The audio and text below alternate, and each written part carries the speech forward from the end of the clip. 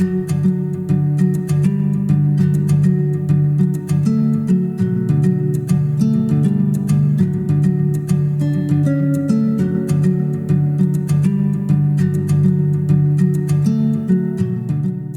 dia, boa tarde, boa noite para você que está nos assistindo ou nos ouvindo.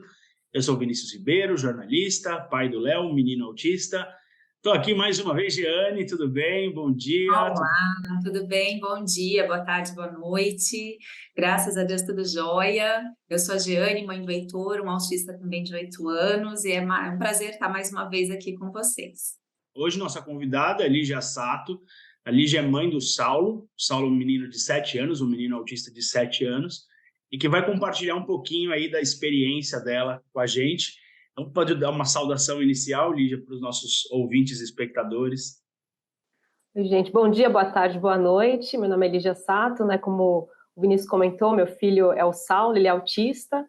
Eu vou contar um pouquinho aqui de como que foi, né, o processo da descoberta do autismo dele, do diagnóstico, como que está sendo as terapias, a parte da medicação também, enfim, contar um pouquinho como que é o nosso dia a dia. Legal. Lígia, então, para a gente começar, conta um pouquinho, né, sobre o Saulo, né, e como que foi esse processo de diagnóstico. Não, perfeito. O Saulo, ele é uma criança, assim, muito... Eu pensei muito, assim, como que eu posso definir, né? Mas tem uma palavra que é tão perfeita para ele, ele é uma criança muito fofa, muito meiga. Ele está sempre muito preocupado com os outros, né? Engraçado, assim, quando a gente vai na loja comprar alguma coisinha, ele sempre está pensando em levar para o irmão, ou pergunta como é que eu estou, o pai dele está também. Então, ele é uma pessoa muito generosa. Ele é uma criança que adora batata frita, até o apelido dele era Batatinha também, ele gosta muito de batata. Ele tem o hiperfoco hoje no futebol, mas a gente já está vendo uma transição aqui para Pikachu também, então ele tem interesses bem peculiares. Ele é oral, Lígia, desculpa. Ele é oral, ele é oralizado, ele tem um autismo nível 1, digamos, é bem leve, e o que ele tem, na verdade, é o autismo combinado também com a comorbidade do TDAH, né? Então, tem essas duas características, do TEA e também do TDAH. E na parte do diagnóstico, né, que você comentou, Vinícius, o que acontece? O processo começou há uns 2 anos, 3 anos, a gente estava no meio da pandemia, né, então toda aquela dificuldade da pandemia, a gente preso dentro de casa, com 2 crianças, elas super agitadas, não conseguiam assistir às aulas também, a gente com bastante carga de trabalho. Eu trabalho numa companhia aérea, o meu marido é jornalista também, então imagina como que estava a carga de trabalho durante a pandemia, era muito pesada. E o que aconteceu é que a gente começou a perceber alguns comportamentos, né, que depois a gente vai conversar um pouquinho melhor, quais eram esses comportamentos, e a gente foi em busca de diagnóstico, né, da suspeita, inicialmente de TDAH, nem era de TEA. A gente passou por 2 neurologistas, 2 psiquiatras, a gente fez 2 avaliações neuropsicológicas também, e aí veio o diagnóstico do TDAH e do TEA. Então, esse processo, assim, a gente contando, parece que foi fácil, mas na verdade foi bem doloroso, né? Eu acho que, voltando um pouquinho, assim, quando eu recebi a primeira vez, assim, que uma terapeuta dele comentou que ele poderia ter autismo, eu neguei, falei, não, imagina, ele não tem autismo. E ela começou a falar, olha, mas ele apresentou tal comportamento durante a sessão. E aí eu falei para ela, assim, mas isso em casa ele não faz, né? Que aí que foi, a gente começou a entender que o comportamento dentro de casa é um determinado comportamento, e o comportamento, quando ele está em interação social, é completamente diferente, né? Então, assim, foram muitas descobertas nesse processo. Eu acho que 2 pontos que foram muito essenciais, assim, né, nesse começo, que tem muita gente que usa essa expressão, né, que abre o chão. Realmente, assim, quando a gente começa a pensar que não é aquilo que a gente imaginava, que a realidade é totalmente diferente, a gente perde o chão. E teve 2 coisas que me ajudaram muito. Uma delas foi conversar com pais de outros autistas, né, que eles foram relatando toda a experiência deles também com a questão do diagnóstico, de como que é o dia a dia, e a gente vê que existe uma realidade possível, né, porque a gente fica com tantas dúvidas, tantos questionamentos, que a gente não sabe nem como que vai ser daqui para frente, né? Que é totalmente desconhecido. E um outro ponto também que foi muito importante para mim foi uma amiga minha que chegou e falou, ela teve um problema com o filho que não era completamente diferente, né? Mas foi uma dificuldade grande que ela teve com o filho dela. Ela recomendou, Lígia, vai fazer terapia você, vai se cuidar, né? Porque na hora que começou a suspeita, né, do diagnóstico de autismo, eu não sei se acontece com todo mundo, né? Até não sei se aconteceu com você, Giane. Nós, como mães, a gente começa a se culpar. Será que eu fiz alguma coisa na gestação? Será que o que aconteceu? Será que é um castigo, uma missão? A gente começa a ter tantos questionamentos e muitas vezes quem está do lado não consegue nos apoiar também, porque está passando pela mesma situação, uma situação totalmente nova. Então, eu também fui procurar auxílio para mim. Né? Então, acho que esses 2 pontos foram fundamentais assim, no processo de diagnóstico. Conversar com quem já tinha experiência. Só uma pergunta, o irmão é mais novo ou é mais velho? É mais velho. E aí você começa também a perceber, né, às vezes a diferença de desenvolvimento de um para outro. Ele teve alguma questão de atraso de desenvolvimento ou não? Então, o que acontece? O meu filho mais velho, que é o Raul, ele é uma criança totalmente diferente de qualquer outra criança. Né? Então, a gente brinca que ele parece que é um velhinho no corpo de criança. Ele sempre teve interesses completamente diferentes. Ele nunca gostou de super-herói, de jogar bola. E, na verdade, hoje ele está com suspeita de altas habilidades. A gente também está fazendo avaliação, né, neuropsicológica nele, que também é uma neurodivergência, mas a gente ainda não fechou essa avaliação. Então, assim, não tinha parâmetro, né? Porque ele aprendeu a ler sozinho, meu filho mais velho, por exemplo, com 4 anos.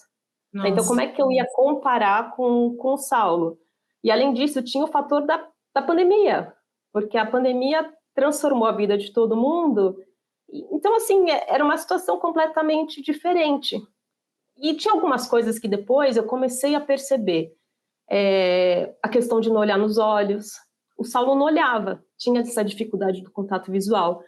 E eu, como mãe, que trabalha muito, eu me sentia culpada e falava, nossa, eu preciso dar mais atenção para o meu filho. Olha, ele não está fazendo contato visual, não está olhando nos meus olhos. Eu acho que eu tenho que ficar mais próxima dele, ter um tempo melhor, né? Mais tempo.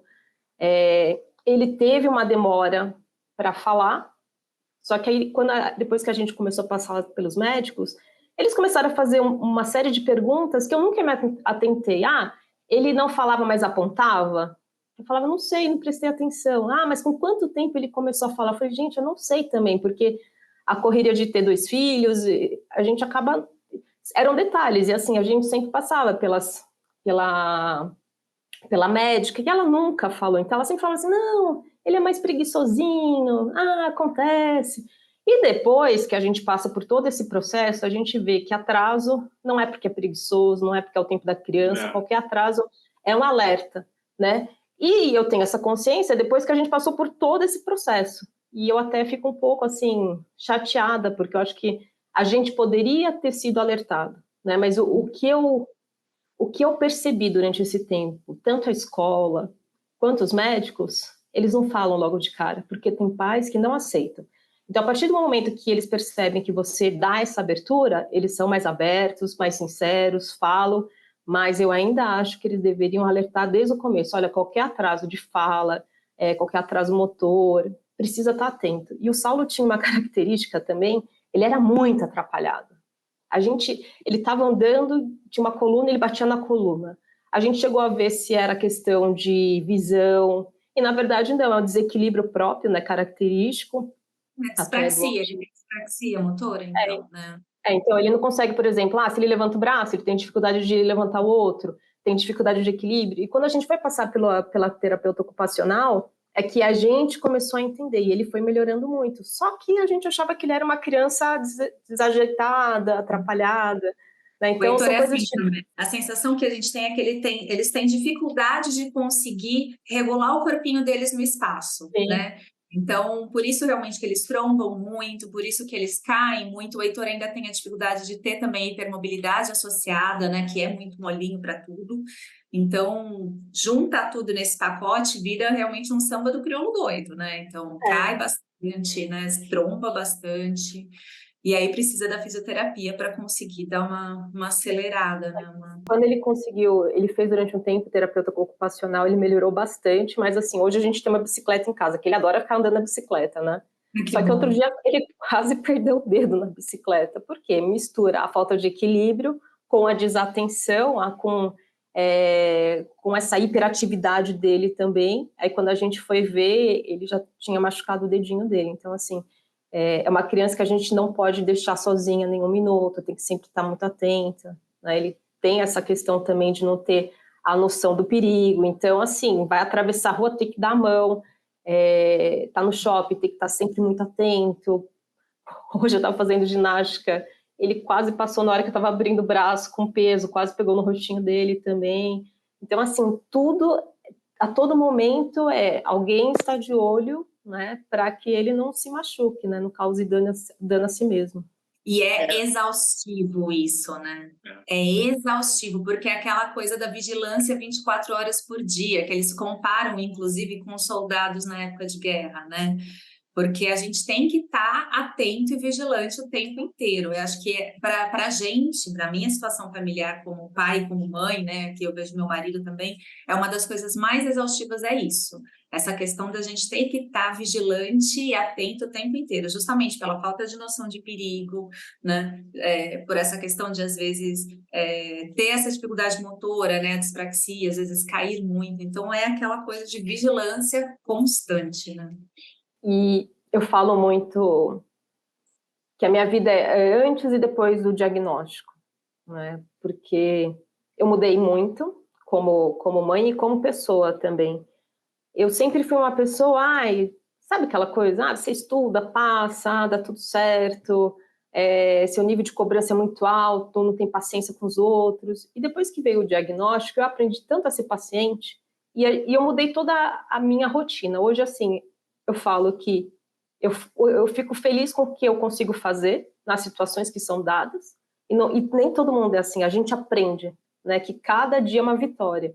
Então eu gostava muito de acordar cedo, os meninos iam para a escola, eu ia fazer minha academia, fazer o meu yoga, e hoje não, eu mudei, eu faço em casa, eu comprei uma esteira, eu faço exercício em casa, contratei uma personal que faz uma vez por semana lá comigo, por quê? Porque eu não posso deixar ele sozinho, né? Então, a gente muda justamente por isso, assim, a gente tem que estar o tempo inteiro vigilante, a gente sempre tem que estar dando apoio, ele tem autonomia, mas algumas coisas ele ainda não consegue, né? Então, assim, a gente acaba mudando toda a nossa rotina. Eu concordo contigo, Giane, que assim, é uma hipervigilância o tempo inteiro, né? Até na hora de dormir, assim, a gente também acaba tendo essa hipervigilância. Depois que ele começou, ele também tinha muita insônia, ele tinha um sono muito quebrado, assim, na verdade não era insônia, ele acordava várias vezes à noite, e assim, nossa, era super cansativo, porque ele acordava, a gente acordava junto também. Aí depois que ele começou a tomar as medicações, a fazer as terapias, melhorou. Hoje ele consegue ter um sono contínuo, mas acorda super cedo também, dependendo de ser fim de semana, feriado, 6 horas da manhã, 5:30, ele tá acordado já. Então, também é puxado, assim, pra gente. Com o caso do Léo, né, a gente teve ele logo no comecinho da pandemia, foi quando ele nasceu, foi em janeiro de 2020, né? Então, a gente teve esse processo também que nem você falou da questão da pandemia, e pelo que você falou, o Saulo, como ele tem 7 anos agora, vocês foram atrás do diagnóstico, começaram a perceber alguma coisa diferente. Ele tinha uns 4 anos, que foi quando vocês começaram a se atentar. O Léo, ele já começou a dar alguns sinais já com 1 ano e pouco. A gente achava muito que era por conta da pandemia, principalmente nessa questão da socialização. A gente ficou internado mesmo, e isso gera um atraso muito grande. A gente, enfim, está vendo aí as consequências desse isolamento cada vez mais evidentes em crianças de 2 a 4, de 4 a 6 e tal. E quando a gente estava pensando no diagnóstico, já estava atrás do diagnóstico, a gente já sabia que tinha algo diferente, a gente só não tinha um papel dizendo o que que era. E aí foi quando eu voltei a Jeane, a gente se conheceu na escola ainda, né? Quando eu voltei a falar com ela e tudo, porque eu sabia que ela tinha um filho autista, a gente já estava esperando esse diagnóstico. E aí ela levantou a bola da história do luto do filho perfeito, né? Que é quando você descobre, você tem o diagnóstico, e aí você, como você estava dizendo aí, abre o chão, né? E você tem que lidar com isso de alguma forma, e cada um lida de uma forma. Tem famílias que negam mais, né? Que são mais negacionistas. Não, imagina, meu filho é autista, não é? E isso atrapalha muito no desenvolvimento da criança, porque o importante não é o filho não ter nada, mas sim você saber o que ele tem para poder ajudar ele da melhor forma, né? E aí eu pergunto para você, dentro da família, aí, tanto você como o Edu, seu marido, né? Como também as pessoas mais próximas ali, avós, tios, essas coisas, como foi esse processo de aceitação e como foi, e como vocês passaram por esse luto do filho perfeito aí durante esse processo? Eu vou voltar um pouquinho, Vinícius, que eu acho que é interessante contar como que a gente teve os primeiros sinais, assim, que talvez tivesse alguma coisa que estava fora do que era esperado, digamos. O Saulo, ele começou durante a pandemia, eu falei, né, que era uma mistura, porque a gente não sabia o que era pandemia, o que era ele, o que era o irmão, o que era bagunça, o que era, enfim. E a gente começou a perceber algumas coisas, que ele tinha um pouco mais de birra. Ah, mas tudo bem, ele é pequeno, né? Ah, é super agitado. Ah, é a pandemia, tá preso em casa. Só que aí algumas falas começaram a me incomodar muito. E eu acho que teve uma fala, assim, de uma pessoa próxima, eu não vou citar se é mãe, pai, avô, enfim, porque senão vai gerar um problema depois para mim até, assim, mas uma pessoa muito próxima da minha família começou a falar que ele era mal educado, e aquilo me incomodou muito. Não, ele não é mal educado, peraí, né? E, assim, em outra situação, em outras épocas, o que teria acontecido? Ele teria sido taxado de preguiçoso, mal educado e talvez burro, né? Quantas vezes a gente já viu, né, acontecer isso? E era isso, assim, ele tá fadado a repetir várias vezes de ano, se der ele vai ter um emprego que vai conseguir, e aquilo começou a me incomodar muito, assim, eu falei, gente, não é possível, ele não é mal educado, né? E aí depois veio a segunda parte, que começaram a falar que a culpa era nossa, que éramos péssimos pais.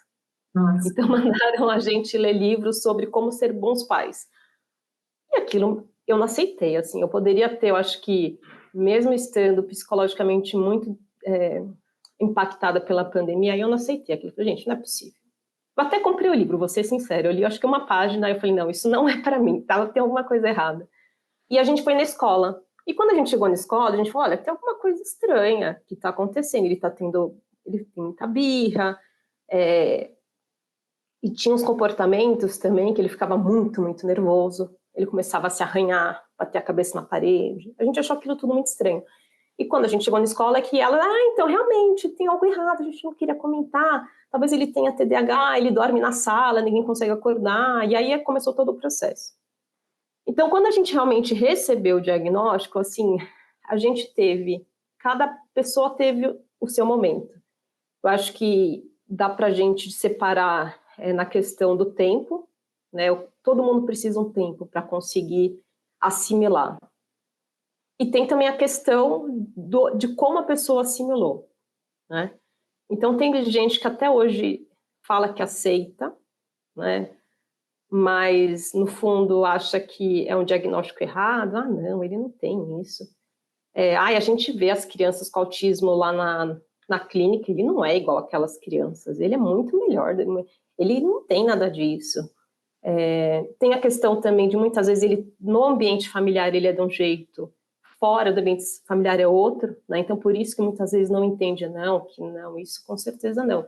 Tem gente que acha ainda que o diagnóstico, eles erraram e vai voltar atrás. E tem gente assim, que no começo não aceitava e que hoje aceita e apoia muito, o que é muito importante, né, por conta das terapias, de participar, de estar presente, de incentivar. Então, assim, as reações foram muito diversas e o que eu sinto bastante também é que as pessoas não são muito sinceras, né? Elas não comentam, e o que eu vejo, assim, eu tenho uma posição que eu acho que tem que falar, né? Eu nem tinha recebido ainda a conclusão do diagnóstico. Aqui na empresa eles fizeram uma reunião com os líderes, e alguns pais de autistas foram dar o depoimento, e eu fui como uma mãe que estava no processo de receber o diagnóstico, se ia dar positivo ou não, e eu fui lá e falei, né? E eu acho que é muito importante, assim, no passado as pessoas escondiam, né? E eu acho que não, agora a gente tem que falar. Se a gente realmente quer lutar por uma sociedade respeitosa, diversa, inclusiva, a gente tem que falar, as pessoas têm que conhecer. Eu acho que ainda tem um desconhecimento que gera preconceito e medo, né? Outro dia eu levei ele para cortar o cabelo, e aí eu falei pro barbeiro, eu falei, olha, ele tem autismo, então tenta cortar rapidinho o cabelo dele e não passa a máquina, que ele não gosta. Ele parou, ele paralisou. Porque é tanta informação que as pessoas recebem, então elas não sabem como cada criança é uma criança, tem um comportamento. Ele paralisou. Eu falei assim, olha, só sei o que eu falei, corta rapidinho e vai dar tudo certo. Mas assim, ele ficou morrendo de medo, né? Então acho que assim, a gente tem que falar, não dá para esconder. E durante o tempo também eu pensei muito na palavra orgulho, né? Que tem até o dia do orgulho, do autismo. Eu acho que eu não entendi, assim, e um momento eu parei, eu falei, não, a questão, acho que para mim, a minha compreensão foi, o orgulho quer dizer não esconder, a gente tem que falar, a gente tem que levar o conhecimento das pessoas, né? E também tomando cuidado para não expor a criança, porque afinal de contas a gente está falando de uma terceira pessoa que não somos nós. Óbvio que eu falando da minha experiência como mãe, ela é muito mais genuína, tem muito mais propriedade, tem muito mais lugar de fala, mas eu acho que a gente também tem que tomar cuidado com o que a gente vai expor, né? Eu não exponho, por exemplo, ele tendo uma crise, né? Porque eu acho que tem que mostrar como que é uma maternidade atípica, mas não a ponto também de você expor de uma forma inadequada uma pessoa que hoje ainda não tem né, o poder de decisão de como é que eu vou estar nas redes expostas ou para outra pessoa. Então, acho que a gente tem que tomar também esse cuidado. Então, você estava falando, na verdade, estava falando da questão do diagnóstico da família, né? Por exemplo, no meu caso, é o que eu falei, né? A gente foi buscar o diagnóstico no meio da pandemia.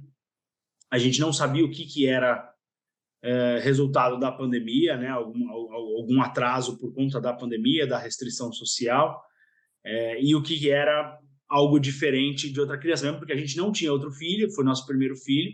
A gente teve muito pouco contato com crianças em geral. Eu tenho vários sobrinhos, mas cada um mora em um canto do mundo, né? Então a gente não tinha muita referência a não ser a sobrinha da minha esposa, que mora pertinho ali, mas também que a gente via muito pouco. E a gente notava uma diferença de desenvolvimento, principalmente na questão da fala, em relação a ele, né? Ela em relação a ele. E tem essa questão também, a questão do manter o contato visual. Para a gente, assim, ele olhava no olho, olhava, mas ele não mantinha o contato, né?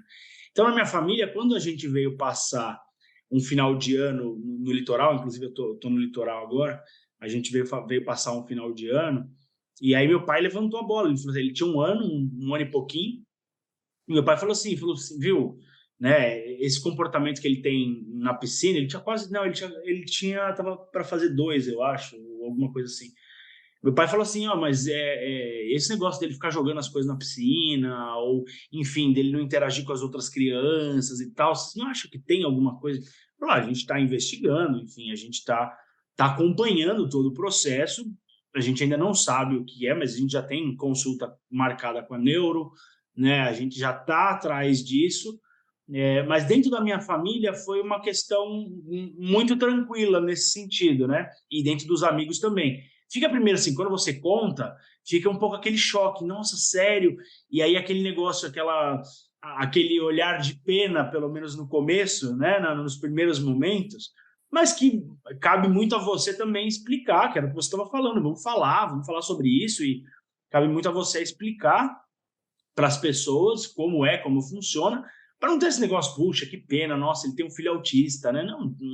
Não tem pena, é só uma criança diferente, ela não é menos ou mais que ninguém, ela é só uma criança diferente, que você precisa ter um cuidado diferente, você precisa levar para fazer as terapias, você tem que ter alguns certos cuidados, dependendo do grau que tem, do grau de, esqueci o nome agora, do grau de necessidade, isso, do grau da necessidade de suporte que ela precisa, você tem que ter alguns cuidados diferentes e tal. E foi até engraçado, porque esse final de semana, até na semana passada, eu encontrei a Jeane, né? Fui lá em Guaicá, que ela estava lá, e assim, a relação que eu vi entre o Heitor tem um autismo mais severo, tem alguma dificuldade motora e tal, e a interação que eu vi entre o pai da Jeane e o Heitor foi uma coisa assim absurda. Foi muito legal, assim, eu fiquei muito feliz de ver, né, como eles abraçaram a causa mesmo, e como o menino gosta do vô, e como ele brinca, e como ele sabe brincar, que provavelmente ele não vai conseguir ter esse tipo de brincadeira, esse comportamento com outra pessoa, a não ser o vô, né? Então, até queria pedir para a Jeane contar um pouquinho aí também como que foi aí a questão dos pais dela e os pais do Marcelo, que é o marido dela também, nesse caso aí no processo. Uhum. Para a gente, como o nosso diagnóstico, né, a nossa busca pelo diagnóstico começou desde o início de vida, né, pelo fato do choro constante, né, da gente saber que tinha alguma coisa de errado desde o início, eu falo que eu nem passei tanto por essa questão, não tinha muito tempo para parar para pensar nessa questão da culpa, que a Lígia tão bem ressaltou, que é muito vivido pelos pais nesse processo. Porque o que eu precisava é tentar entender o que acontecia com meu filho, né? Esse era o meu maior desespero, eu precisava entender o que acontecia. A gente começou com a intervenção precoce, com ele com mais ou menos 1 ano de idade, porque ele teve um atraso de desenvolvimento bem importante, né? Mas ninguém falava do nome autismo, né? Poucos, aliás, ninguém cogitava isso, né? Eu já comentei até em outras gravações que a gente passou por diversos médicos, e uma coisa que você falou, Lígia, que a gente tem até conversado bastante sobre isso, inclusive em outras gravações também, da importância do pediatra ter esse olhar, né? E mesmo que ele não queira dar esse nome, esse diagnóstico, que ele encaminhe desde muito cedo, sabe? Mas o que eu ouvia muito, até porque, né, 8 anos atrás é diferente a visão do que você tem hoje em dia do autismo, né? Hoje, graças a Deus, as pessoas estão se preparando mais, inclusive a equipe médica, né? Mas antes não tinha muito isso, inclusive onde a gente mora, no interior, né? Eu sou de São Paulo, mas eu moro em Ribeirão Preto, São José do Rio Preto hoje em dia, né? Então, o que eu ouvia muito dos médicos era: seu filho é atrasado porque ele fica muito no colo, coloca esse menino no chão, por isso que ele é molinho desse jeito, né? E na verdade a gente precisava dar o colo para ele porque ele precisava de um acolhimento, né? A gente vai descobrir com 1 ano que ele tinha gastrite, esofagite, duodenite, tudo erosivo interno, né? Então chorava muito também de dor, mas acho que ele não conseguia entender o que estava acontecendo, né? Então ele precisava desse acolhimento. E o que eu ouvia dos médicos era que ele era molinho, né? Que ele era atrasado porque ele ficava muito no colo. E aí vinha, assim, um pouco dessa culpa, mas, por outro lado, o meu sentimento era: não, tem alguma coisa a mais. E o tanto que a gente fala que isso é complicado, porque para a gente é muito mais confortável, né, ficar nesse lugar do tá ok, tá tudo bem, o problema ele vai desenvolver com o tempo, do que falar: não, ainda não é isso, vamos atrás, né? Então eu não consigo nem falar para vocês em quantos médicos a gente passou para tentar realmente fechar um diagnóstico. E a maioria dos médicos que a gente passava, inclusive neurologistas lá de Rio Preto, falavam para a gente que não vou nem encaminhar para psiquiatra porque não é autismo, né? E aquilo para mim, assim, falava: gente, toda vez que eu falava que eu ia no médico novo, meu marido falava: Jane, para quê? Você vai ter só mais uma opinião, né?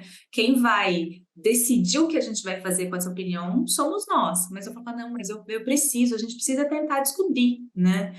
E eu lembro que nessa época, inclusive, né, quando você falou dessa questão do julgamento, eu compartilhava no meu Instagram bastante dessa angústia que a gente vivia de tentar descobrir, principalmente quando a gente pensou no autismo, né? E eu lembro que teve uma pessoa que trabalhava comigo na época que falou assim: mas por que você quer rotular o teu filho? Não interessa o nome que ele tem.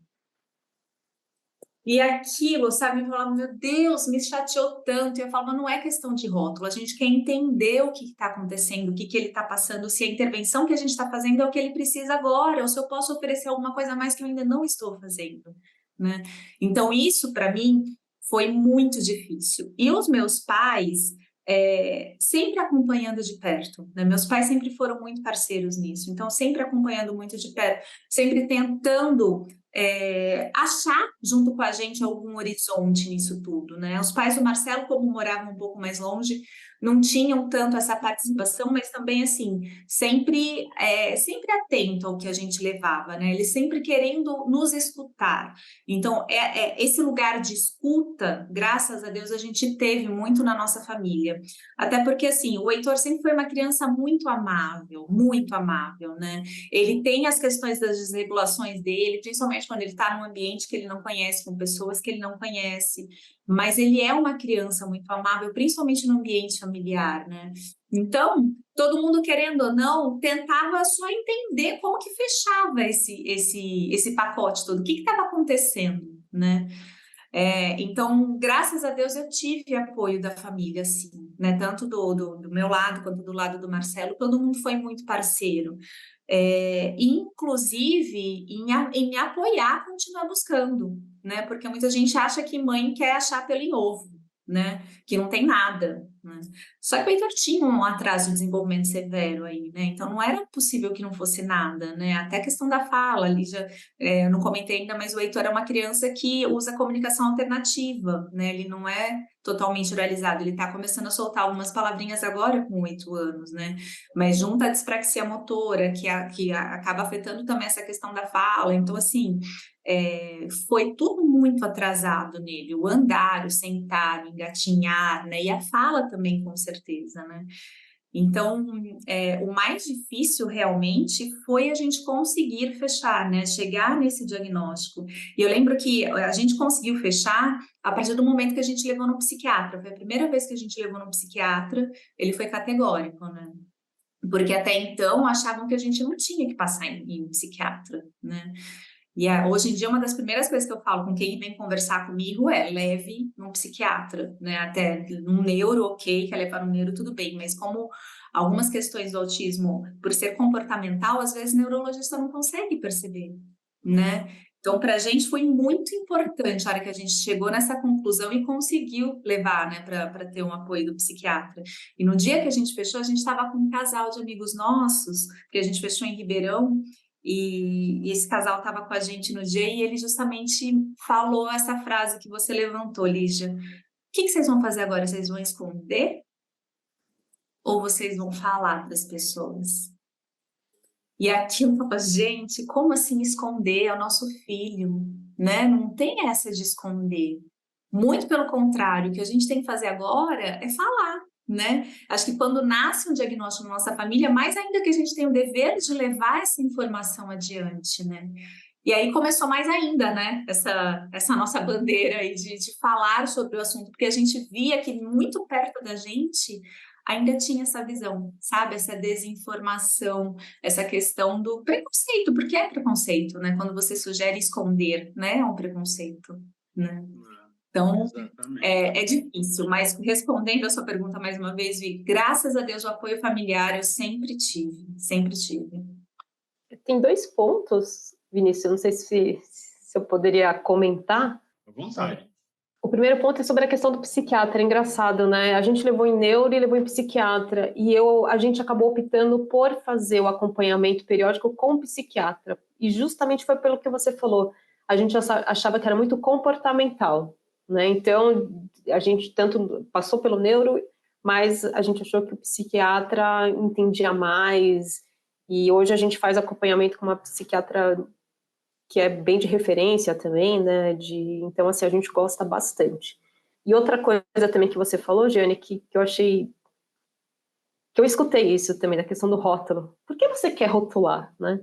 Mas aí é de um outro ponto, na verdade, porque quando a gente fala do autismo, tem uma questão genética também, então a gente também, como pais, a gente pensa, será que, da onde que veio? Né? E uma vez, eu fui comentar com a minha terapeuta, que eu queria fazer avaliação neuropsicológica, eu também, E ela falou, mas para que isso? Para que um rótulo? Para que um nome? Mas não é só isso, né? E eu, na verdade, eu vou passar pela avaliação também, e eu acho que traz resposta. A gente sofreu, assim, a gente vê pela nossa história, né? Independente de ter autismo ou não, a gente passa por tanta coisa e muitas vezes a gente não consegue entender por que a gente passou por tudo aquilo.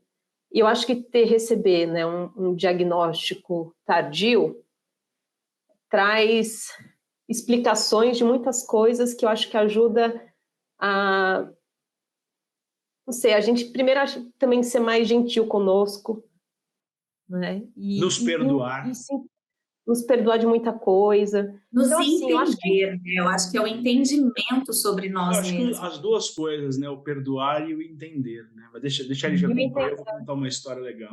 Mas eu acho que é bem isso, assim, porque eu não sei qual que vai ser o resultado da minha avaliação, mas eu sou uma pessoa que eu não gosto de estar em lugares muito cheios. Então, assim, quer me convidar para uma coisa que eu não quero ir é happy hour. Gente, eu odeio ir happy hour, eu odeio aquele bar, aquele monte de gente. E eu me sinto culpada por não gostar de ir. E as pessoas julgam, né? Poxa vida, você não vai? Ah, que antissocial. Tá, mas eu acho que tem... A gente começa a se entender e começa a se permitir nos respeitar. Esse é o ponto. Né? E é um processo que a gente começa a entender a partir dos nossos filhos, né? Porque somos sobreviventes, assim, né? A gente chegou até onde a gente chegou, mas assim, nos desrespeitando muito. E a partir do momento que a gente tem o diagnóstico, que a gente começa a proteger, enfim, a gente começa a entender que é importante que as pessoas se respeitem, que as pessoas respeitem os outros também, né? Eu acho que é muito forte isso. Até que ponto tem que ser sofrido para mim para a gente agradar os outros, não é? Exatamente. Até que ponto a gente tem que encarar uma sociedade aí, né, para satisfazer o que eles querem e não o que a gente sente, né? A gente tem que... É que a gente é de uma geração, acho que a gente tem mais ou menos a mesma idade aqui, né? É uma geração que a gente fazia tudo para agradar os outros, né? Para entrar dentro de uma caixinha, porque senão a gente não era aceito, senão a gente recebia bullying na escola, né? Então, assim, você tinha que fingir muita coisa, mascarar muita coisa, aceitar muita coisa. Então, eu acho que é um novo momento até para os pais agora, né? Que começam a fazer avaliações, muitas vezes ter o diagnóstico tardio de... Eu gostei da palavra do Vinícius, perdoar de muita coisa também. Eu falei isso porque é engraçado, né? Na sexta-feira, meus pais chegaram aqui no litoral, né? Minha irmã também, chegou com meus sobrinhos. E eu estava comentando bastante das gravações que a gente estava fazendo e tudo. E a minha esposa já fala, sei lá, uns 5 anos que eu tenho TDAH. E ela é psicóloga, né? Não, você tem, eu não ligo, né? Eu falo, bom, até que essa semana a gente estava na Neuro com o Léo, né? E aí eu comentei com ela que eu quero fazer uma avaliação e tudo. E ela falou assim, isso te causa algum transtorno? Eu falei, olha, na vida profissional, não. Porque eu sei que eu sou uma pessoa desorganizada, né? E então, na minha vida profissional, eu me organizo de uma tal forma para não perder, porque eu sei que se eu não me organizar, eu vou falhar. Né? E eu trabalho com eventos, trabalho com um monte de coisa, enfim, ali já sabe o tanto de coisa que eu trabalho. E eu vou me perder. Se eu não tiver uma organização perfeita, eu vou me perder. Só que na minha vida pessoal é o contrário. Eu deixo as coisas acontecerem, enfim, esqueço muita coisa. E eu estava comentando com a minha mãe, quantas vezes, na minha época de infância, passava o último episódio da novela e não ia repetir. Era aquele e acabou, e não tinha YouTube para você assistir depois, né? E aí minha mãe fala, às vezes minha mãe estava fora de casa, ela falava, Vi, grava o último episódio da novela para mim, ainda com fita, né? Não sei, a nova geração não sabe o que é VHS. Grava o último episódio. Quantas novelas a minha mãe perdeu o final da novela porque eu esqueci de gravar, né? Então, assim, eu comecei depois de um tempo, né, por causa do Léo e tal, eu comecei a olhar para trás e ver o meu comportamento na escola, de como eu era diferente na escola e eu não me encaixava em nenhum grupinho, assim, eu não me encaixava naquele ambiente, né? Então eu ia muito mal na escola, eu ia mal em muitas matérias e eu só ia bem nas matérias ou se eu gostasse muito do que eu estava aprendendo ou se eu gostasse do professor, do método do professor, né? Então eu tinha esse perfoque e no resto ficava tudo periférico. E aí, claro, na faculdade eu fui um dos melhores alunos na faculdade porque eu escolhi o que eu queria estudar, né? Eu escolhi o que eu queria fazer, eu gostava muito daquilo, né? Então, essa questão do se perdoar é isso, olhar para trás e falar assim, nossa, por que eu tinha esse comportamento na escola? Por que eu não me encaixava? Por que eu brigava tanto com as outras crianças na escola? Né? Sofria o bullying, né? Todas as crianças, um monte delas sofriam, né? Então, você acaba se perdoando por algumas coisas, você fala, não era por minha causa, era por causa de algo que eu tinha que eu não sabia. E, obviamente, que naquela época, a gente está falando de 20 e tantos anos atrás, se a gente já não tem tantas informações hoje, imagina 20 e tantos anos atrás com meus pais, que não tinham informações dos pais dele, quer dizer, era praticamente impossível, né? Então, talvez um diagnóstico hoje ajude nisso, a se entender melhor, a, de repente, tomar uma medicação, se isso for te ajudar, se for necessário, e a se perdoar também por todo o comportamento que você teve, que você não entendia o porquê você teve aquele comportamento, né? Então, e eu acho que isso também acaba ajudando no desenvolvimento dos nossos próprios filhos, né? Eu acho que é um pacote completo, né? Acho que é uma coisa, pelo menos foi assim que eu comecei a enxergar as coisas, né? Ainda mais depois da gente começar a gravar aqui. Eu estava conversando com aliás, fazendo um curso de uma psicopedagoga muito boa lá do Sul, que chama Cláudia Zirbis, e uma das coisas que ela fala é justamente isso, às vezes a gente coloca tudo nas costas do diagnóstico, né, dos nossos filhos. Ah, porque ele está muito agitado, ah, porque ele está fazendo isso, ah, porque ele está fazendo aquilo, e assim, às vezes semana a semana, se ele tinha uma crise, sei lá, 4, 5 vezes, diminuiu ele já está progredindo, né? A questão é a gente enxergar também o tanto que o nosso copinho já transbordou e que a gente às vezes acaba colocando só na culpa dele porque nós não estamos aguentando mais, né? Todos os dias passando por essa mesma situação, né? Então, por isso que essa questão realmente da gente se cuidar é primordial, né? Porque se a gente não estiver bem, a gente não consegue lidar com todos os desafios que a gente tem. Eu achei ótimo ali já falar da história de se cuidar e fazer terapia para se compreender melhor nesse momento aí do diagnóstico. Eu acho que é muito importante, é uma dica valiosa para os pais que estão aí nesse começo de diagnóstico, ou que estão procurando, ou que acabaram de receber um diagnóstico e estão passando por essa situação toda que a gente sabe bem como de se cuidar mesmo, de procurar uma assistência, de até, de repente, quando as crianças tiverem apoio do SUS, que hoje em dia ainda é muito precário, mas também pensar nos pais, não pensar só nas crianças, mas pensar no apoio que pode psicológico para os pais, né? E aí eu acrescento mais um também, o cuidado com os irmãos. Isso. Porque o que aconteceu no nosso caso, que tem o Raul, que é mais velho, ele começou a se queixar, porque vocês só dão atenção para o Saulo. O Saulo tem o privilégio de faltar na escola para ir na terapia. A gente tem, assim, que até para evitar as crises, tem que ser um pouco mais compreensivo, né, para às vezes evitar um gatilho. Mas vocês não estão sendo justos comigo. Então foi aí que a gente também passou a levá-lo também para fazer terapia, né? E aí teve essa suspeita de altas habilidades. Então, assim, tem que olhar, eu acho que a família como um todo, né? E tem essa questão, assim, da estafa, é muito estafante. Né? Então, muitas vezes, assim, tem a questão de levar nas terapias, conciliar os horários, e muitas vezes a gente fala assim, olha, só não marca a reunião nesse horário que eu tenho que levar meu filho na terapia. É justamente o horário que a pessoa marca a reunião. A gente fala, por favor, você pode cancelar. E aquela questão, eu tenho que levar, mas eu tenho que estar atenta, porque é um segundo que você dispersa que ele pode atravessar a rua, né, sozinho, ou colocar a mão, uma vez ele já queimou a mão no ferro de passar também. Então, assim, tem esse cuidado, acho que integral, né? E é engraçado tanto que as pessoas que não vivem a nossa realidade não têm noção do que a gente passa, né? Então, quantas vezes até no nosso próprio círculo de amizade, né, de pessoas próximas mesmo, as pessoas às vezes julgam, falam, nossa, mas você não quer ir numa festa? Porque seu filho já tem dificuldade de socialização, a chance que ele vai ter de socializar, leva, vamos. E às vezes a gente não vai porque é estafante, a gente não consegue aproveitar uma festa, a gente tem que ficar o tempo inteiro só de olho no que ele está fazendo. Então, qual que é o nível de socialização ali que realmente é bacana? Para quem? Por isso que eu falei essa questão, né, que você levantou da dificuldade que às vezes tem, às vezes, de fazer o que os outros querem. Para a gente, às vezes, não é legal, não só para nós como pais, mas para eles como criança, né? Então, em muitos momentos, a gente começa a se questionar mesmo sobre isso, né? sobre o que está fazendo bem para a gente, o que está fazendo bem para os nossos filhos e o que realmente a sociedade espera da gente, né? E eu lembro que desculpa, só completar. A gente foi viajar no final de ano com uma família de amigos, né?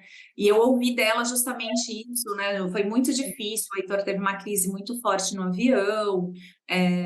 A gente passou por uma situação assim bem desafiadora mesmo.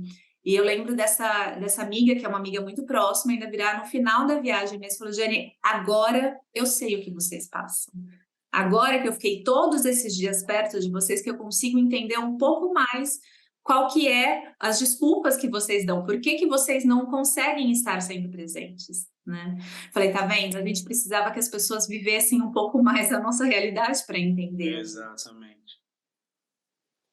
Mas o que eu ia comentar é que realmente, assim, depois do diagnóstico, a gente mudou completamente a dinâmica familiar.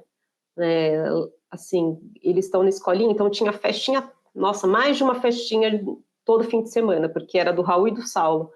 Nossa, hoje a gente leva esporadicamente, assim, muito raramente em festinha, porque é muito estafante para ele ficar muito tempo ali na interação, ou ficar fora de casa, ele não gosta de sair de casa também, então a gente aprendeu a respeitar. Que é uma coisa que lá na nossa infância não tinha isso, né, de respeitar. Ah, não, você vai comer porque tá aí, tem que comer. Aí você fala, não, tem uma questão de seletividade, não.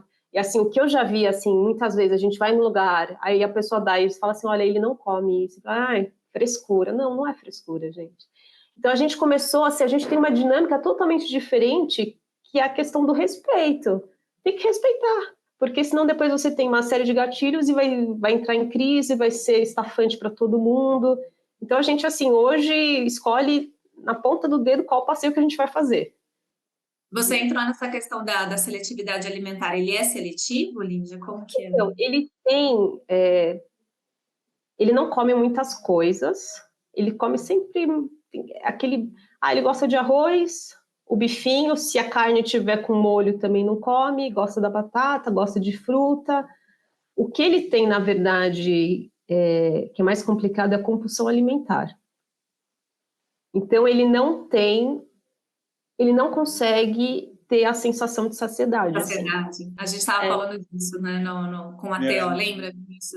Que o Heitor também, assim, ele é hiporresponsivo nessa questão da alimentação, né? Eles têm dificuldade de se... E às vezes chega a comer até vomitar, né? Porque não tem essa noção. Não tem, então assim, o que acontece, ele vai comendo, ele come, aí chega uma hora e fala assim, olha, são 9 horas da noite, é a última coisa que você come e vai escovar o dente, porque ele não tem a saciedade, e é engraçado, assim, porque quem não conhece acha que é mentira, mas é isso, não tem, assim, não consegue saber que é a hora de parar, né, e é engraçado também até, não sei se vocês vão comentar da literalidade. Ele também tem muitas vezes ele leva muito ao pé da letra, e uma vez ele chegou, a gente tinha dado não lembro o que para ele comer, ele estava comendo, agora ele virou, mamãe, não aguento mais. Eu falei, mas não precisa comer tudo, você para na hora que você não quiser mais.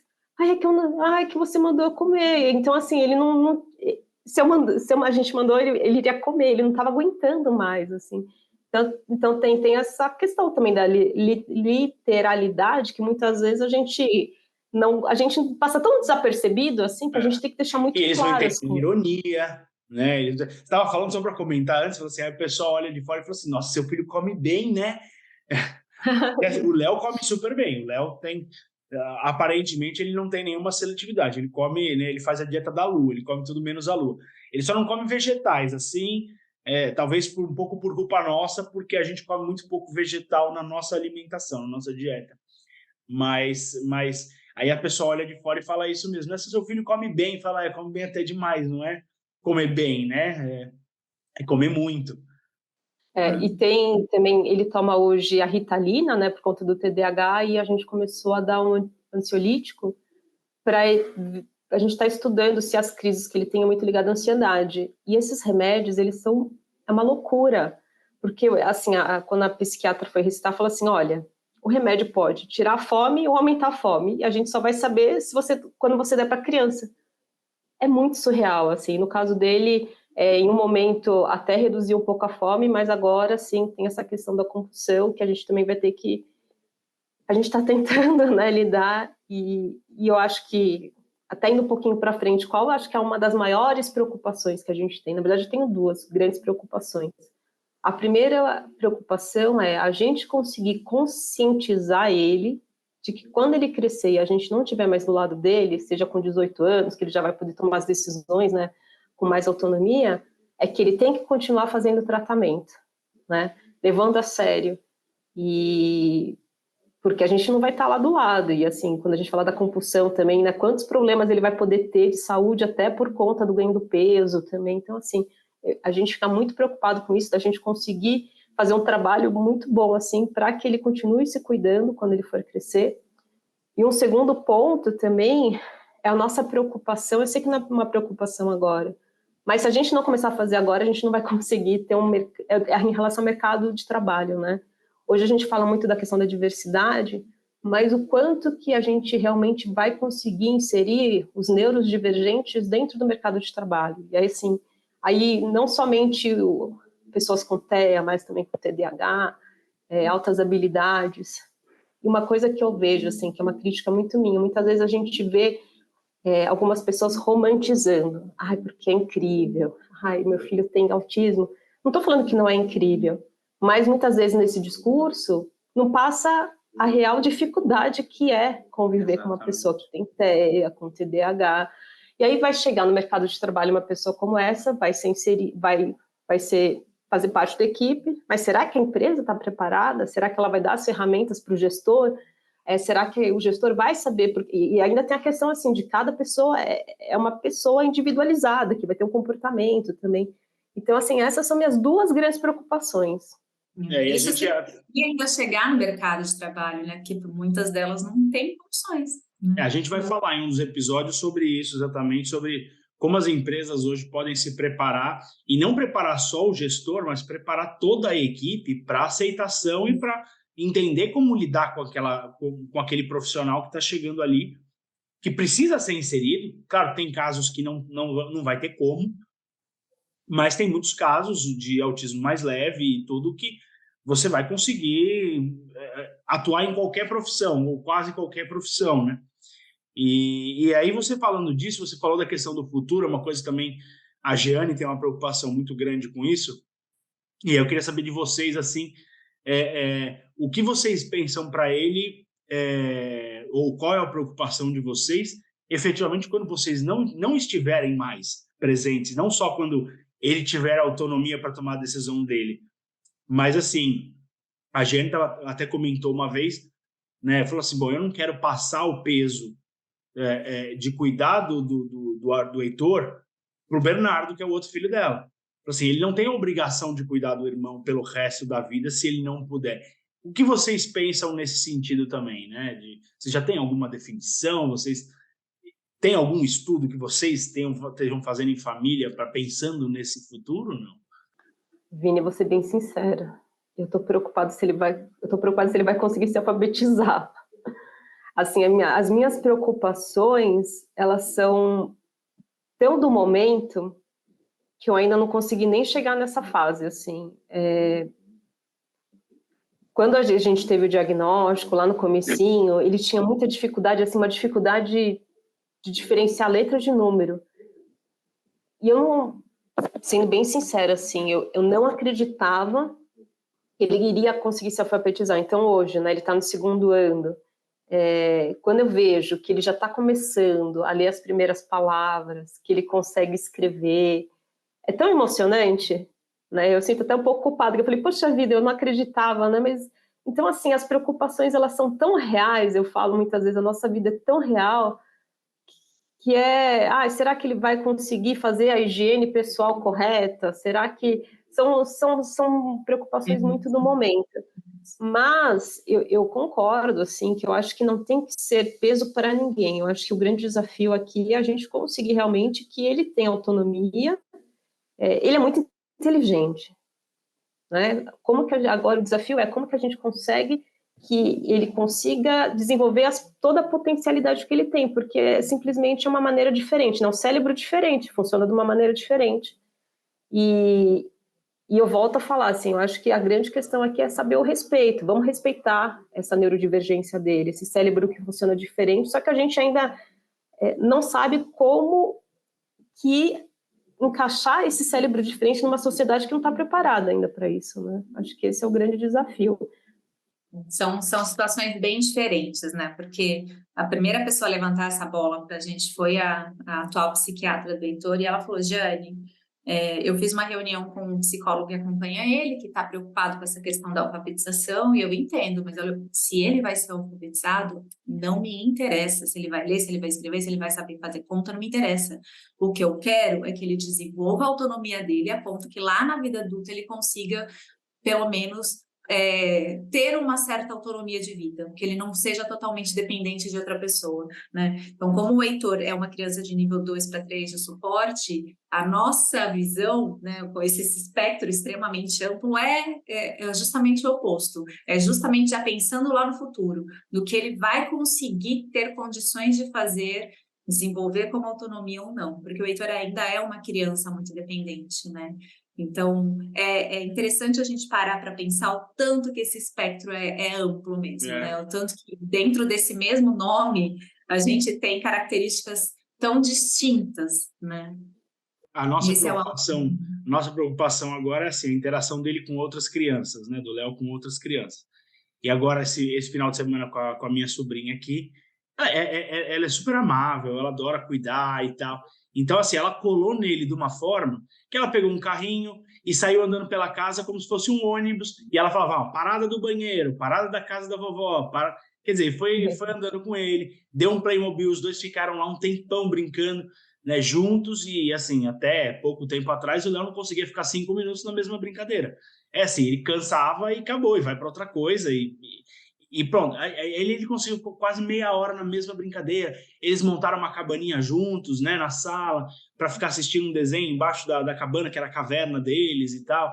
Né? Tudo bem, ela é um pouquinho mais velha que ele tem mais dificuldade de interagir com as crianças da mesma idade, né? Porque até a TO fala, né? Fala assim, esse é o maior desafio, né? Porque com crianças menores ele vai exercer a vontade dele, e com crianças maiores a criança maior vai tomar as decisões e as diretrizes da brincadeira, né? Agora, quando é da mesma idade, fica aquele choque, né? Então, assim, esse é o maior desafio. Então, você vê, temos 3 pessoas aqui com 3 filhos completamente diferentes, né? E com preocupações completamente diferentes também, né? Olha que loucura, para as pessoas entenderem como é diverso esse espectro mesmo, né?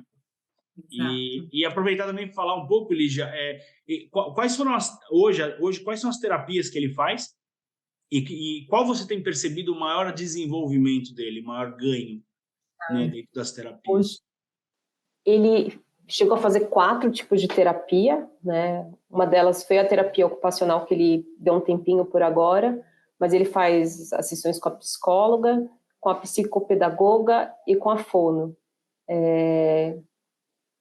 Não sei, as 3 são tão importantes, né? O que a gente vê é que hoje ele está com um desenvolvimento bem, assim, avançado, né, em relação à psicopedagoga. Então eu vejo que muito até dessa questão dele estar escrevendo, dele começar a ler, tem muito a ver também com essa profissional, que tem uma relação também muito de afeto com ele, assim, ela é extremamente afetuosa, preocupada. A fono também é importante. No comecinho, até esqueci de falar que no começo a gente falava que ele falava saulês, que ninguém entendia o que ele falava, né? Ele nasceu até com a linguinha presa, teve que dar um picotezinho, assim, né, no freio da língua. Ele tinha muita dificuldade, então hoje ele consegue se comunicar muito melhor.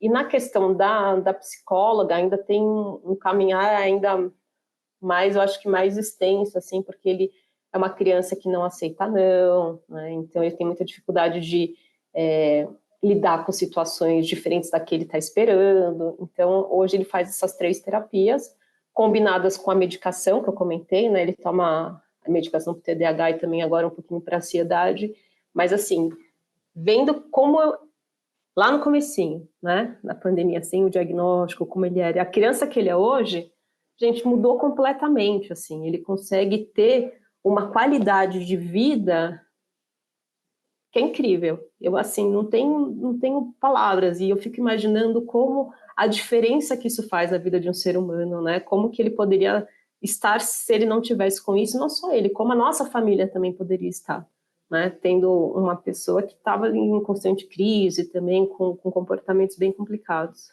E aí você falou da psicopedagoga na escola, então hoje ele já está um pouco mais adaptado. Como é que é a presença dele na escola, o desenvolvimento dele dentro da escola, com os coleguinhas, enfim, seguindo as matérias? Ele tem, é engraçado, né? Se você tem a questão dos amigos, ele tem 2 amigos e é isso. Ele é uma pessoa muito, assim, afável, as pessoas gostam muito dele, mas ele não consegue estabelecer esse relacionamento, aprofundar esse relacionamento. Hoje ele tem dois amiguinhos, ele tem o ritmo dele, a gente respeita, né? E até quando você falou, assim, da questão do luto do filho perfeito, eu acho que a gente tinha na minha cabeça, né? Nossa, os filhos eles têm que estudar, ir para um bom colégio, se dedicar, passar no vestibular, ir para uma boa faculdade. Hoje, assim, na verdade, a grande vitória é se ele está conseguindo, dentro das capacidades que ele tem, como é que ele está se desenvolvendo? Eu acho que tem essa questão de eu não comparo, né? Então, assim, nossa, ele está no 2º ano, tem as dificuldades. Nossa, eu não sei se aconteceu isso assim, com outras pessoas, mas ele tem uma dificuldade de manter as coisas dele, o caderno é todo rasgado, ele estraga tudo, o brinquedo, enfim, eu sei que tem um pouco da questão, não sei nem se é do TDAH, se é do TEA, mas assim, dentro do jeito dele, ele está conseguindo evoluir, isso é o que importa, né? E a escola está sendo bastante atenciosa, é uma escola de filosofia humanista, então eles têm esse olhar, né, para o ser humano como indivíduo. Na escola tem outras crianças também que têm autismo. Outro dia eu fui lá, eles tinham uma série de cartazes assim, falando sobre autismo, como precisa respeitar a pessoa, entender eles como indivíduos específicos. Então, assim, eu fiquei super feliz. Então, a gente está tendo um apoio muito grande e no começo eu ficava, nossa, morrendo de medo. Eu falei, gente, agora? Veio o diagnóstico, será que a escola vai mandar ele embora? Será que eles vão mandar a gente procurar uma outra escola, voltar? Assim, são preocupações que na cabeça de um pai e de uma mãe, assim, que não tem um filho com autismo, nunca vai passar, né? E hoje eu vejo, assim, eu defendo muito, eu acho que eles têm que estar inseridos, sim, em colégios regulares. Se a gente quer ter uma sociedade inclusiva, tem que começar na escola. Não adianta a gente chegar no mercado de trabalho e falar assim, nossa, agora você vai ter que conviver e saber conviver. Não, eu nunca convivi com ele desde que eu era pequena, né, com uma criança com autismo. Então, assim, tem que começar lá do começo. Isso é uma coisa que eu defendo muito, assim. É lindo de ver os amiguinhos tendo que se moldar, né, e mudar a visão para conseguir se adequar para receber essa criança, né? Isso é muito bonito de ver. Então, o tanto que essas crianças acabam evoluindo. Então, quando você fala da sociedade, é justamente isso que eu penso, porque não adianta a gente só pensar lá no futuro, né? Isso tem que começar realmente ali na escola. E é lindo de ver o tanto que eles têm essa capacidade genuína, né, de criança, de conseguir se adequar, né, de conseguir enxergar as dificuldades dos outros, né, e tentar auxiliar. É o que mais me emociona de ver na escola, é isso mesmo. Legal. Gente, ó, já estouramos nosso tempo aqui, mas acho que foi muito legal, foi um começo muito interessante para a gente poder expor aí as nossas experiências para quem está nos assistindo, nos ouvindo e precisando dessa informação, e também para pessoas que não convivam, né, com alguém no espectro, ou na família, ou num círculo mais próximo, também poder entender um pouco o que os pais passam e como poder lidar, né? Eu acho que esse é um dos objetivos que a gente tem aqui no Neurodivergente, que é expor esses conteúdos, essas informações também para quem quer aprender um pouco mais enfim, e a gente poder também ter uma sociedade mais inclusiva e mais diversa. Então, eu queria agradecer muito a Lígia, queria saber se você quer fazer alguma consideração final aí para quem está nos assistindo e nos ouvindo, e agradecer demais, foi ótimo, a gente aprendeu muito, com certeza, com as suas experiências, e que a gente possa levar isso para frente. Muito obrigado, viu, Lígia? Eu que agradeço. Eu, na verdade, que eu fiquei pensando, na primeira vez que eu acho que eu consigo falar sem chorar. Ela tinha dito para mim que provavelmente ia chorar. Desde quando você me mandou as perguntas, aí ontem quando eu fui olhar, assim, eu fui trabalhando, é muito difícil, né? E eu até estava, esse final de semana, eu estava lendo Paulo Freire, ele fala muito da questão da leitura e releitura. E eu gostaria muito de agradecer esse convite, que foi um convite para para eu fazer uma releitura de tudo que aconteceu, de mexer com sentimentos muito intensos, de situações que foram difíceis, mas que hoje eu vejo que depois de tudo que a gente passou e enfrentou, somos pessoas melhores, né?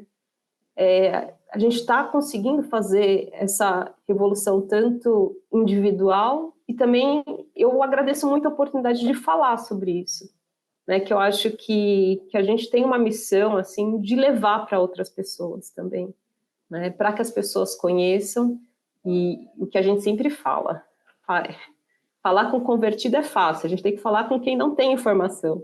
Então assim foi um prazer assim poder olhar dividir um pouco esse peso e também eu acho mas que é isso, super obrigada e vamos ver, aí depois vai ter uma segunda parte, né? Vamos ver como é que vai ser o diagnóstico do meu outro filho, que as altas habilidades também comecei, eu estava até conversando um pouquinho, né, Vinícius? É um outro campo que tem outras dificuldades, outros preconceitos também e que ainda está pouco falado, então o caminho continua, a luta continua. Exatamente. Mais um episódio aí para a gente pensar. Mais um outro. Jeane, obrigado mais uma vez. Alguma consideração final aí? Não, só queria agradecer. Eu acho que esse compartilhamento, essa troca que a gente tem, principalmente com quem vive na mesma realidade que a gente, é sempre muito rico, sabe? É gostoso, né? A gente poder falar a mesma língua com as pessoas que entendem a gente, né? Então, obrigada, Lígia, por ter aceitado. Parece que cada palavra que você falava, o sentimento que você colocava para fora, a gente fazia nosso, sabe? A gente sentia. Então, obrigada por compartilhar a sua experiência, viu? E a gente forma a nossa rede de apoio e de suporte nesses momentos. Obrigada. Maravilha. E vamos agradecer também ao Vitor Rocha, nosso editor, né? E quem quiser entrar em contato com a gente, tem nas nossas redes sociais, que a Jane vai falar rapidinho depois, porque eu nunca gravo. Mas agradecer ao Vitor Rocha, e vocês podem nos ouvir e nos assistir no YouTube e ouvir na sua plataforma preferida de podcast. Jane, passa para eles o nosso arroba e aí a gente... @neuro.divergentes. @podcast neurodivergente, né? Desculpa, agora você que falou, podcast.neurodivergentes, tá vendo? Você sabe, eu não. Eu lembrei de última hora. Então tá bom, gente, um abraço a todos que estão nos assistindo ou nos ouvindo e até a próxima. Até a próxima.